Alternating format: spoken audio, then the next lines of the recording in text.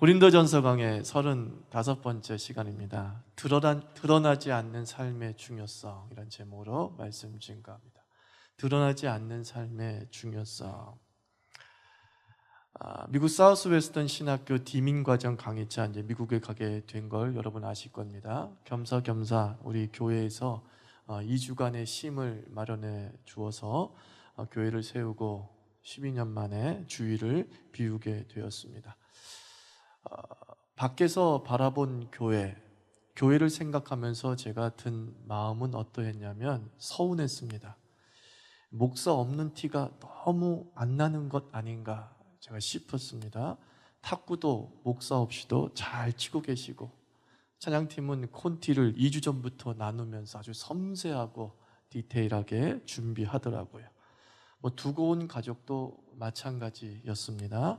먼저 카톡으로 절대로 나의 안부를 묻지 않았습니다.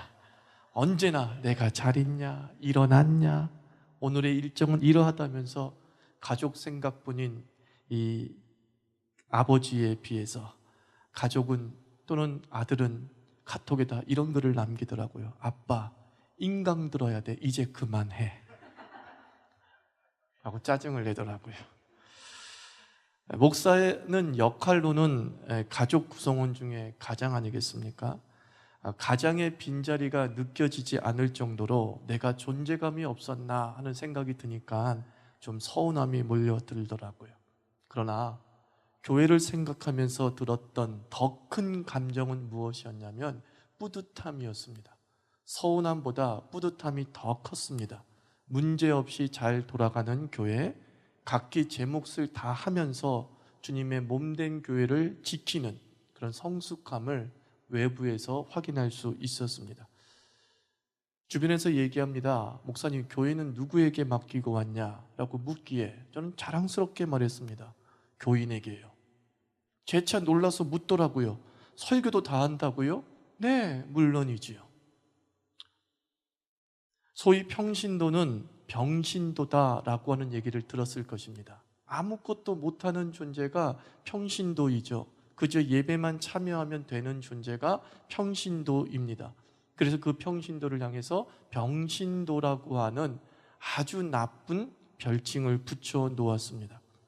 우리 모두는 하나님의 자녀입니다. 부름받은 제사장입니다. 크리스천은 누구나 다 하나님을 예배하고 또 성경을 통해 계시된 하나님의 뜻을 전할 수 있습니다. 교회는 초라하지 않습니다. 교회는 무력하지 않습니다. 바울은 에베소서 1장 15절에서 23절에 교회에 대해서 이렇게 선언하며 찬양합니다. 이로 말미암아 주 예수 안에서 너희 믿음과 모든 성도를 향한 사랑을 나도 듣고 내가 기도할 때에 기억하며 너희로 말미암아 감사하기를 그치지 아니하고 우리 주 예수 그리스도의 하나님 영광의 아버지께서 지혜와 계시의 영을 너희에게 주사 하나님을 알게 하시고 너희 마음의 눈을 밝히사 그의 부르심의 소망이 무엇이며 성도 안에서 그 기업의 영광의 풍성함이 무엇이며 그의 힘의 위력으로 역사하심을 따라 믿는 우리에게 베푸신 능력의 지극히 크심을 어떠한 것을 너희로 알게 하시기를 구하노라. 그의 능력이 그리스도 안에서 역사하사 죽은 자들 가운데서 다시 살리시고 하늘에서 자기의 오른편에 앉히사 모든 통치와 권세와 능력과 주관과 이 세상뿐 아니라 오는 세상에 일컫는 모든 이름 위에 뛰어나게 하시고 또 만물을 그 발 아래 복종하게 하시고 그를 만물 위에 교회의 머리로 삼으셨느니라. 이게 교회의 영광입니다. 바울은 교회를 자랑스러워했습니다. 주 예수 그리스도의 몸인 교회의 영광을 노래하고 그 교회가 이룰 소망을 찬양했던 것입니다. 객지에서 바라본 자유교회가 그러했습니다. 자유교회에 대해서 영광이 기대되고 우리를 통해서 이루실 하나님 나라의 좋으심을 생각하면서 흥분했습니다. 한 사람, 교회를 대표한다고 하는 한 사람이 없어도 주 예수를 여전히 찬양하고 자신이 역할을 감당해 나가면서 주님의 몸된 교회를 지켜나가는 성도가 있는 교회, 그 교회가 자유교회라는 생각을 할 때에 자랑스러웠습니다. 뿌듯했습니다. 그래서 2주간의 공백을 통해 교회를 더 깊이 성찰할 수 있습니다. 가족만큼 그렇게 교회가 보고 싶더라고요. 이것은 저에게 있어서 교회는 가족 그 자체임을 새삼 확인할 수 있었습니다. 디모데전서 3장 15절에서 하나님께서는 우리에게 이렇게 말씀합니다. 교회는 하나님의 집이다 라고 말씀했습니다. 그 집에 사는 사람을 우리는 가족이라고 합니다. 교회를 표현하는 여러 개념 중에 이 가족이라는 말이 가슴에 참 와닿지 않습니까? 우리 크리스찬을 서로 형제, 자매라고 부릅니다. 형제, 자매는 조직 호칭이 아니라 가족 호칭입니다. 조직사에서는 부장님이라 부르고 과장님이라고 부릅니다. 그런데 교회 집에 와서 우리 아버지를 부장님, 사장님이라고 부르는 사람은 없습니다. 형제, 자매, 아버지, 어머니, 아들, 딸로 부르게 되는 것이죠. 무엇보다 우리는 성삼위 하나님을 하나님 아버지라고 부릅니다. 이것은 바로 우리 교회가 가족 공동체임을 우리에게 알려주는 것입니다. 우린 서로가 한 아버지, 성삼위 하나님 아버지 안에서 가족이고 형제, 자매라는 이 사실을 기억해야 될 필요가 있습니다. 그러므로 가족인 교회, 교회이면서 가족인 이 가족의 특징이 저는 27절로 31절에 우리에게 은유적으로 전달되고 있다고 생각을 합니다. 교회는 어떤 곳이냐? 교회는 운명 공동체이죠. 가족이 운명 공동체인 것처럼 교회도 운명 공동체입니다. 27절 말씀 보면 너희는 그리스도의 몸이요 지체의 각 부분이다 라고 말하고 있어요. 목사가 2주간의 외유를 통해서 자랑스럽고 때론 서운했던 양가 감정이 들었던 이유는 자유교회는 나에게 가족이었기 때문입니다. 집사가 한 일이 내가 한 것처럼 여겨집니다. 설교를 잘하면 질투나기보다 내가 한 것처럼 정말 기쁩니다. 이것은 마치 웅변대회에 나간 아들이 멋지러지게 오른팔을 들면서 이 연사 굳게 외칩니다 라고 사자구를 토해낼 때에 아버지도 감정이입이 돼서 두 손을 불끈 쥐는 것 아닙니까? 그래, 나도 외친다. 이게 가족이라는 거죠. 이게 원바디라는 것이죠. 이것이 한몸의식이라는 거죠. 이것이 지체의식입니다. 영어로 따지자면 교회는 멤버십과 바디십의 균형이 있어야 된다고 저는 생각합니다. 멤버십이라는 것은 무엇이냐? 가치와 동의의 결속이죠. 우리는 자유교회의 모토를 통해서 모토를 통해서 하나를 이루었어요. 그 멤버십이 된다는 것은 자유를 만끽하고 사랑이 느껴지고 미래를 물려주는 이 모토, 이 가치를 향해서 모여들어서 그 가치를 향해서 달려가는 것이죠. 생각이 일치하고 목표가 일치하고 가치가 일치했을 때에 그 교회는 멤버십을 이루었다라고 말할 수 있는 거예요. 멤버십은 너무나 중요합니다. 하나님 나라를 향한 가치의 일치는 너무나 중요합니다. 또 하나가 뭐가 있다고요? 바디십이 있는 거예요. 바디십. 이 바디십은 뭐냐면 한몸의식인데 한몸의식을 쉽게 표현하자고 한다면 아픔의 동일시예요. 이게 바디십이에요. 그 사람이 한 몸이냐 아니냐는 그 머리를 때려봤을 때 한쪽도 아프면 한 몸이다 라고 말씀을 드린 적이 있죠. 한 몸을 느낄 수 있는 것은 그 사람의 아픔이 나의 아픔으로 느껴질 때 바디십이 이루어진 것이죠. 아들이 아플 때 엄마가 아프면 그 가족은 바디십이 이루어지는 것이죠. 아픔의 동일시. 다른 말로 하면 묵상을 하면서 비행기에서 묵상하면서 생각했어요. 아픔을 동일시한다는 것을 좀 더 현실감 있게 표현할 수 있는 게 뭘까 하다가 결국은 추상적인 표현 하나를 찾아냈어요. 감정에서 감성으로. 이게 바디십인 것 같더라고요. 감정에서 감성으로. 감정이라는 것은 나의 상태 표현에 집중하는 거예요. 희노애락이라고 하는 감정의 상태, 이것은 지금 내가 어떤 상태인가를 보여주는 게 감정이에요. 분노는 내가 어떤 상태인가를 보여주는 거죠. 짜증은 내가 어떤 상태인 것을 보여주는 거죠. 감정의 표현이라는 것은 난 지금 이런 상태야 라고 하는 것을 드러내는 것이에요. 감성이라는 것은 무엇이냐면 너의 상태에 대한 나의 반응이에요. 뭐라고요? 너의 상태에 대한 나의 반응이에요. 그게 감성이에요. 저 사람은 참 감성이 있다 라고 얘기할 때 그 뜻은 무엇이냐면 상대방의 감정 상태에 민감하게 반응할 줄 아는 것. 그게 감성 있는 사람이라는 거예요. 감수성이 예민하다라고 말하는 것은 그가 주변 환경에 무관심하지 아니하고 주변 환경의 희노애락적 상황에 자기 가슴 속으로 반응을 보일 때에 참 저 사람은 감수성이 예민하다라고 말할 수 있죠. 하나님께서는 교회에게 이렇게 말씀합니다. 너희는 우는 자들과 함께 울라. 무슨 뜻이에요? 감성적으로 가라는 것이죠. 마디십을 가지라는 것이죠. 다른 사람들의 아픔과 다른 사람들의 감정에 너도 좀 이입할 줄 알아라. 요즘 유행하는 말하면 공감할 줄 알아라 라는 것이죠. 이웃의 상태에 대한 나의 반응, 나의 감정. 교회가 건강해지려면 가치의 동일시도 있어야 되겠지만 감성의 동일시도 있어야 된다는 거예요. 우리 주변에서 일어나고 있는 감정에 대해서, 희노애락적 감정에 대해서 우리가 무시하는 것이 아니라 저 사람 왜 슬프지? 나도 슬프네. 저 사람 왜 기쁘지? 나도 기쁘네. 저 사람 왜 짜증내지? 나도 좀 짜증이 나네, 안타까워서. 이게 바디십이라는 거예요. 이게 바디십이라는 거예요. 우리는 원바디를 어디서 느낍니까? 아픔에서 절실히 느끼는 거예요. 그 유명한 10년 전 드라마 다모에서 아프냐? 나도 아파. 그게 원바디예요. 그게 바로 바디십이 일어난 것이죠.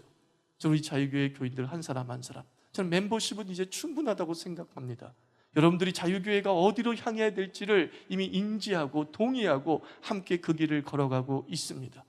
이제 우리 교회에 필요한 건 무엇이냐? 원바디예요. 한 몸의식, 바디십. 이제 서로에게 개별적으로 그 감정에 대해서 함께 공감하고 느껴질 줄 아는 것. 저 만리 타국에 있음에도 불구하고 참 탁구 재밌게 치는 게 느껴지는 것. 저 멀리 타국에 있음에도 불구하고 교회에 물이 얼었다는 것을 빨리 체크해내고 알려주면서, 그리고 그 사실을 내가 밴드를 통해서 들었을 때 교회가 걱정이 되는 것. 그게 뭐예요? 감성이 살아있는 상태죠. 내 주변의 감정의 표현을 내가 받아들이고 느끼고 반응할 줄 아는 것.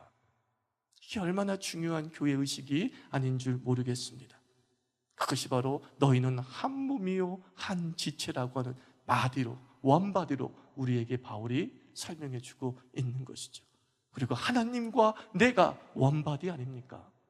왜 그러냐면은 몰트만이라는 신학자는 예수 그리스도가 십자가에 달리실 때에 그 십자가에 달리신 그 예수님을 이렇게 표현했어요. 십자가에 달리신 하나님이라고.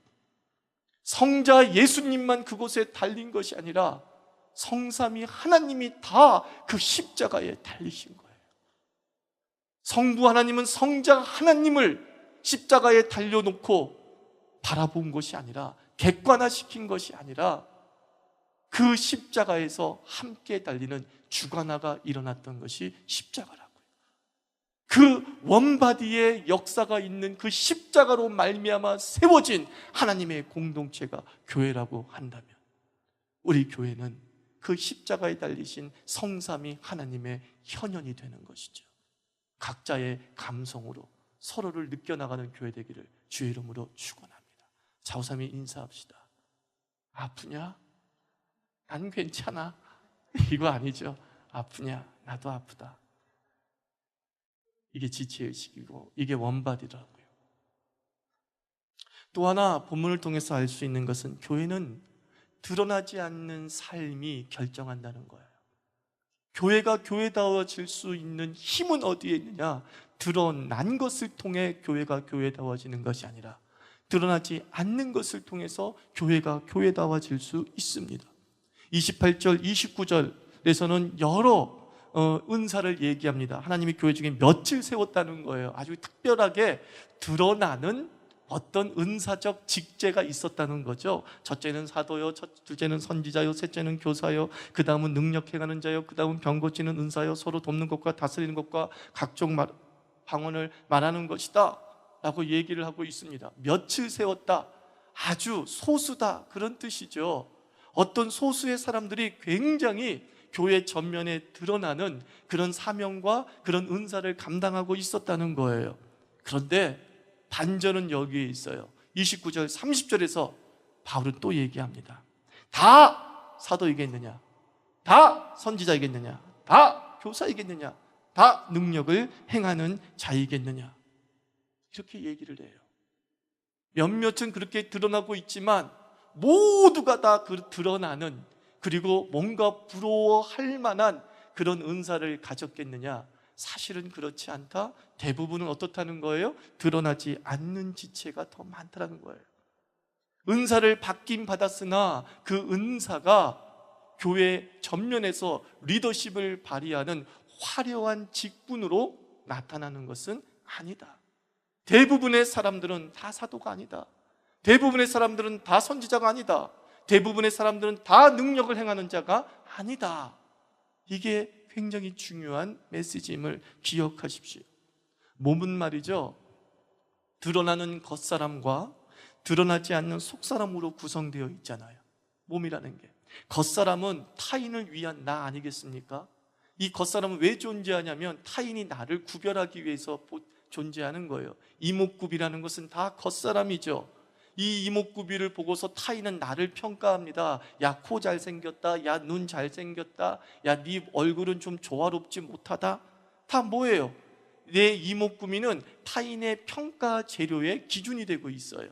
내 겉사람은 누구를 위해서 존재하냐면 세상을 위해서, 나를 보는 사람을 위해서 사실 존재하는 거예요. 이거 뭐 내 거울이 없었다고 하는 내역을 알 수 있어요, 없어요? 전혀 알 수 없죠. 사실 대부분의 사람들은 거울이 없는 시대에 태어났으면 좋았다 싶지만 거울은 없기 전에는 우리는 우리 자신이 어떻게 생겼는지 확인할 길이 전혀 없어요. 이것은 결국은 타자를 위한 나, 그게 바로 외모예요. 그게 바로 겉사람이에요. 세상에 보여주기 위한 것이 얼굴이라면, 외모라면, 겉사람이란다. 속사람은 무엇입니까? 나를 위한 나라고요. 그렇죠? 속사람은 나를 위한 나예요. 뼈 보이지 않습니다. 오장육부 보이지 않습니다. 이 오장육부가 잘생겼는지 못생겼는지 우리는 알지를 못합니다. 그런데 이 보이지 않는 뼈와 보이지 않는 오장육부와 보이지 않는 이 모세 혈관들과 각종 기관들이 정상적으로 작동할 때 우리는 그 사람을 뭐라고 얘기하느냐? 건강하다라고 얘기해요. 오래 살고 싶죠? 그러면 겉사람이 건강해야 됩니까? 속사람이 건강해야 됩니까? 속사람이 건강해야 되는 거 당연하잖아요. 성형 아무리 한다고 해서 장수할 수 있습니까? 겉사람을 꾸민다고 장수하는 것 아닙니다. 어디를 잘 관리해야 장수할 수 있어요? 속을 잘 장수해야 관리할 수 있습니다. 건강함의 척도, 결정권은 이목구비가 뚜렷하다고 되는 것이 아니라 겉은 멀쩡한데 속은 썩었다는 말 들은 적 있잖아요. 제가 들어요. 야, 난 참 겉은 멀쩡한데 속은 썩었대요. 어디도 안 좋고 어디도 안 좋고 어디도 안 좋고. 근데 어떤 사람은 그냥 겉은 그저 그래. 근데 속은 건강해. 그러니까 굉장히 활동력이 넘쳐, 삶의 의욕이 넘쳐, 진취성이 있어요. 그게 다 속이 결정하는 것입니다.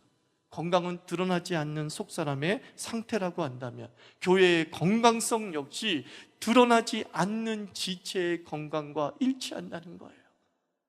99.99%의 보이지 않는, 그리고 화려하게 전면에 등장하지 않는 삶의 곳곳에서 자신의 역할들을 감당해 나가고 있는 어떤 보이지 않는 무명의 크리스찬들, 기꺼이 숨으려고 하는 무명의 크리스찬들, 그들에 의해서 교회가 건강성이 담보되어지는 것입니다. 드러나지 않는 곳에서의 행복감이 저는 교회의 질이고 교회의 수준이라고 생각을 합니다. 아무도 인정하지 않고 누구도 보지 않는 것처럼 보이는 곳에서 일을 하면서 너무 기뻐해요. 너무나 즐거워해요. 우리 교회가 각자 한 사람 한 사람이 드러나지 않는 하나님의 사명의 현장에서 그 사명에 대해서 감사하고 그 사명에 대해서 즐거워하고 그 사명에 대해서 행복하다면 우리 교회는 건강한 교회라는 거죠. 장로에게 물어봅니다. 우리 교회 좋습니까? 네! 그러면 그 교회는 건강한가? 아직 노세, 모르는 거예요. 아돈노예요. 그런데 이 교회 다니는지 안 다니는지 모르겠어. 근데 그 사람한테 당신의 교회를 사랑합니까? 네, 너무 사랑해요. 그러면 그 사람 때문에 우리 교회는 건강한 교회라고 감히 말씀드릴 수 있는 거예요. 그냥 이름도 없이 빛도 없이 섬기고 있는데 당신은 즐거워요? 이 일이? 네, 너무 즐거워요. 그런다면 그 교회는 건강한 교회라는 거예요. 우리가 이러한 모세 혈관까지 깊숙이 들어가는 교회의 건강성을 담지해내야 된다는 거예요. 여러분, 물을게요. 여러분이 지금 섬기고 있는 게 드러나고 있습니까? 드러나고 있지 않습니까? 아마 드러나고 있지 않은 부분이 더 많으실지 모르겠어요. 행복하십니까? 저는 그 교회를 우리가 함께 읽어 나갔으면 좋겠어요. 드러나지 않는 곳에서 섬기는 그 사람을 향해 물어봤을 때, 네, 행복해요. 네, 즐거워요. 나 예수 믿는 게 너무 좋아요. 나 이렇게 진짜 신앙생활 하는 게 너무 행복해요. 우리 그런 교회를 일구기를 주의 이름으로 부탁을 드립니다. 그런 건강한 교회, 속사람이 드러나지 않는 것에서 건강의 척도가 결정된다는 것을 명심하면서 다 사도 되고 싶어 하지 않고, 다 선지자 되고 싶지 않고, 다 교사 되고 싶지 않는 질투와 경쟁에 의해 그 직분들을 얻어내려고 하는 것이 아니라 우리 안에 자신의 오장육부와 모세 혈관과 뼈의 기능들을 해나가는 그리스도인 되기를 주의 이름으로 축원합니다. 여러분들, 참 비극적인 말이 제 어렸을 때, 전도사 때나 지금까지도 유행하는, 또는 뭔가 정답처럼 여겨졌던 말이 있어요. 그게 이거예요. 목사만큼 성장한다. 목사만큼 교회가 결정된다. 이 얼마나 교만하고 독재적인 사고방식입니까? 목사 한 사람이 교회 전체를 대표하고, 목사 한 사람이 교회의 건강성을 결정한대요. 드러난 한 사람이 교회를 대표한다. 정말 위험한 말이 아닐 수 없습니다. 목사만큼 교회가 건강한가? 그렇지 않아요. 교회는 성도만큼 건강합니다. 그 성도가 건강하면 교회가 건강한 거예요. 여러분들, 코가 아무리 잘생겨도 그 코 하나 때문에 그 사람이 건강하다고 어찌 말할 수 있습니까? 그렇지 않습니까? 모든 것이 건강해야 그 사람은 건강하다라고 말할 수 있는 것이죠. 그러므로 우리 자유교회 교인들 한 사람 한 사람들은 우리 교회의 건강성을 위해 내가 존재한다는 의식을 결코 버려서는 안 되는 거예요. 누구 한 사람 때문에 건강해지는 것이 아니라 바로 나 때문에, 우리 때문에 우리는 건강해진다, 우리는 건강하다라고 하는 공동체를 만들어야 될 줄 믿습니다. 오장육부에서 에너지가 생성되고 공급되어지잖아요. 속이 허하면 겉은 지치고 현실의 무게를 버티지 못하는 것이에요. 겉의 모습만 집중하는 이유는 그 속에 속이 텅텅 비어있기 때문이죠. 허세와 허영이 나타나는 이유는 그 속에 텅텅 비어있기 때문이라는 거예요. 우리가 강력하면 우리는 결코 무너지지 않는 거죠. 저는 메시지를 외부에서 전하거나 그리고 강의를 할 때마다 사람들은 놀래요. 제가 마치 몇천 명 교회 담임 목사인 줄 알고 있어요. 그 이유가 뭔지 아십니까? 나는 속이 건강하거든요. 왜? 내 속에 우리 자유교회 성도들이 구성되어져 있기 때문이죠. 자유교회에 대한 자부심 때문이에요. 자유교회 교인에 대한 자부심 때문에 말이죠. 나는 에너지가 굉장히 넘쳐요. 외부에 나가기만 하면 주눅 들지 않아요. 그 디밍 과정에서도 수천 명 되는 목사님들이 듣고 있어요. 그런 사람한테 난 주눅 들지 않아요. 똑바로 목회하라고 얘기해요. 숫자가 목회의 성공인가요? 그거 아니잖아요. 그래서 교회, 하나님의 교회를 맡아서 우리 똑바로 하자. 목사도 우리 먼저 회개해야 된다. 감히 저는 얘기를 합니다. 그러니까 끝나고 난 다음에 질문을 던집니다. 혹시 목사님의 교회 몇 명 모입니까? 물어서 뭐 해요? 그래서 물어서 뭐 하게? 알아서 뭐 하게 해요? 네, 알아서 뭐 해요? 세상이 그래요. 제 에너지의 공급원이 여러분인 것처럼 저도 여러분의 에너지원이 되겠습니다. 내가 건강해서 각자의 삶에 활력을 공급하고 자신감을 공급하고 힘을 공급하는 그런 사람이 되어야 될 줄 믿습니다. 속사람을 능력으로 강건하게 하옵소서. 이게 바울의 기도, 평생의 기도 제목이었어요. 우리도 평생 기도합시다. 주여, 속사람을 능력으로 강건하게 하옵소서. 우리의 드러나지 않는 삶을 능력으로 강건하게 하옵소서. 우리의 드러나지 않는 섬김이 능력으로 강건하게 하옵소서. 그리고 우리가 마지막으로 해야 될 일이 무엇입니까? 우리가 일구는 교회는 드러나지 않는 삶에 의해 결정되기 때문에 그 드러나지 않는 삶에 감사해야 된다는 거예요. 바울은 빌립보서에서, 바울은 로마에서 이런 얘기를 합니다. 로마서에서 이런 얘기합니다. 너희들은 이런 사람을 존중하라 라고 하면서 바울의 영광에 가리워진 동역자를 이름을 거명하면서 천면에 내세웁니다. 참 바울이 하나님의 사람임이 여기서 드러나는 거예요. 그 영광의 밑바탕에는 얼마나 많은 동역자들이 드러나지 않게 섬기고 있다는 사실을 알았어요. 그래서 바울은 자기의 영광만 드러내는 데 집중하지 아니하고 일일이 빌립보 교회에게, 로마 교회에게 이런 사람을 너희가 존중하고 존귀히 여겨야 된다 그래요. 드러나지 않는 삶을 드러내는 것이죠. 우리가 해야 될 일은 나를 드러내려고 발버둥 치는 것이 아니라 너를 드러내주는 거예요. 그게 교회예요. 숨겨진 자들을 이름을 거론하면서 너 때문에 교회가 세워지고, 너 때문에 교회가 이렇게 힘을 얻고, 너 때문에 우리의 가정이 힘을 얻었어 라고 했을 때 우리는 그 공동체를 건강하다라고 말합니다. 우리는 그런 공동체를 감히 하나님의 교회라고 말할 수 있는 것이죠. 우리 자유교회가 바로 이런 건강한 공동체에 이르기를 주의 이름으로 축원합니다.